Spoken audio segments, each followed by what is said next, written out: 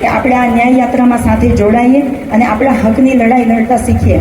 આપણે એ જગ્યાએ ઊભા છે કે જ્યાં મોરબી પુલમાં કેટલા નિર્દોષ અને માસૂમ લોકોએ એમનો જીવ ગુમાવ્યો છે. તો અમે એક ન્યાય માંગી રહ્યા છે કે એની CBI તપાસ થવી જોઈએ, જેથી કરી અને સાચા જે આરોપી છે એમને સજા મળવી જોઈએ અને એમને આ પીડિત પરિવારોની સાથે ન્યાય થવો જોઈએ.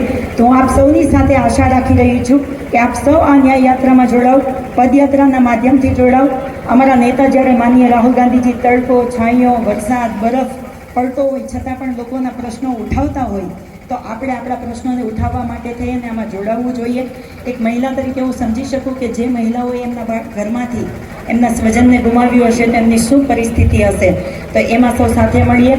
અને આપણને સૌને ખ્યાલ છે કે ભગવાન તો ન્યાય કરે જ છે, પણ આ જે સરકારે આંખ આડા કાન કર્યા છે તે સરકારની આંખ ખોલવાનો સમય અત્યારે આપણો આવી ગયો છે.